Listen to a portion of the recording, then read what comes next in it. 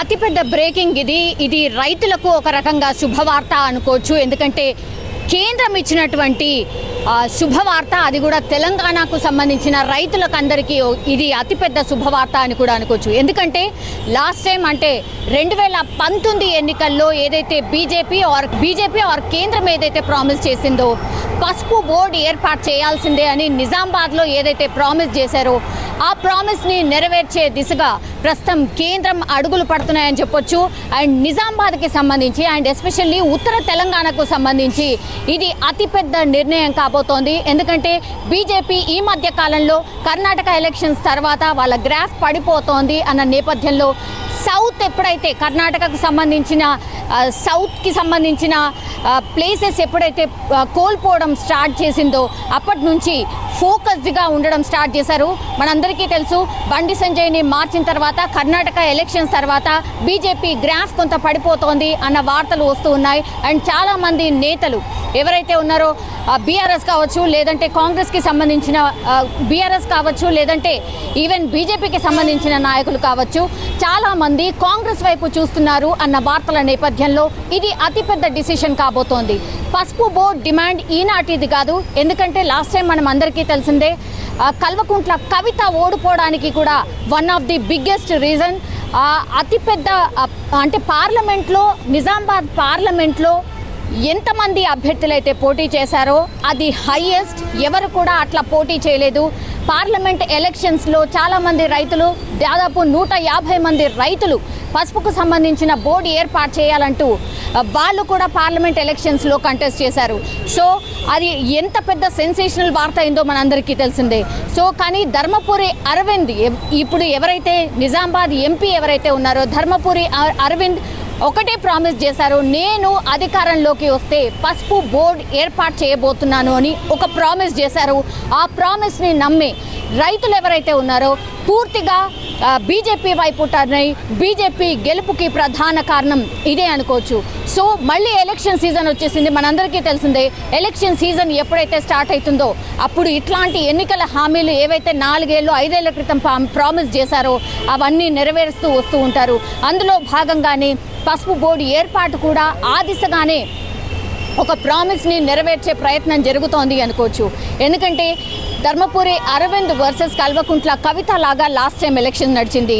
Regional board ఏర్పాటు చేస్తున్నాము అంటూ మధ్యలో కొంత ప్రామిస్ చేశారు, కానీ రైతులు ఏమాత్రం సాటిస్ఫై లేరు. అండ్ నిజామాబాద్కి సంబంధించిన రైతులు ఎవరైతే ఉన్నారో చాలామంది ఆందోళన చేసిన సిచ్యువేషన్. మీరు ప్రామిస్ చేసింది ఏంటి, ఇప్పుడు ఇస్తుంది ఏంటి అన్న క్వశ్చన్ కూడా చాలా వరకు ధర్మపురి అరవింద్ని క్వశ్చన్ చేస్తున్న పరిస్థితి. అయితే ఇప్పుడున్న సినారియోలో ఇప్పుడున్న రాజకీయంలో ఒకవైపేమో జమిలీ ఎన్నికలు అని మాట్లాడుతున్నారు, ఇంకోవైపేమో యాజ్ పర్ షెడ్యూల్ ఇప్పుడు ఏవైతే ఎలక్షన్స్ జరగాలో అవి నవంబర్ ఆర్ డిసెంబర్లో జరిగే అవకాశాలు ఉన్నాయి అసెంబ్లీకి సంబంధించి. అండ్ పార్లమెంట్కి సంబంధించి అయితే ఏప్రిల్లో జరిగే అవకాశం ఉంది. కానీ జమిలీ అని ఒకవైపు టాక్ నడుస్తోంది. అండ్ ఇప్పుడు అసెంబ్లీలో అండ్ పార్లమెంట్లో ఈ 2 ఎలక్షన్స్లో బలపడాలన్నా లేదంటే బీజేపీ పుంజుకోవాలన్నా అతిపెద్ద డిసిషన్ తీసుకోవాలి. అండ్ పెండింగ్కి సంబంధించిన డిసిషన్ తీసుకోవాలి. అందులో భాగంగానే పసుపు బోర్డు ప్రామిస్ని నెరవేర్చబోతున్నారు అన్న వార్తలు వస్తూ ఉన్నాయి. ఈ మంత్ ఎండింగ్ వరకల్లనే ప్రధాని మోడీ అండ్ అమిత్ షా వీళ్ళిద్దరు కూడా వచ్చి పసుపు బోర్డుని స్వయంగా నిజామాబాద్లో ప్రారంభించబోతున్నారు అన్న వార్తలు వస్తూ ఉన్నాయి.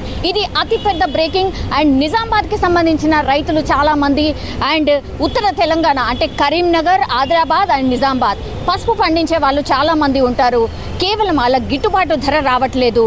అండ్ పసుపు సంబంధించిన పంట నిజామాబాద్, తెలంగాణలో ఉత్తర తెలంగాణ అండ్ మహారాష్ట్ర ఈ 2 ప్లేసెస్లో మాత్రమే పసుపు పండుతుంది.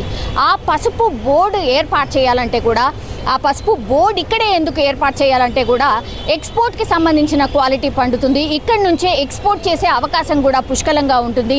ఇది రైతులకు డెఫినెట్లీ మేలు చేయబోతోంది. గిట్టుబాటు ధర చాలా బాగా వస్తుంది.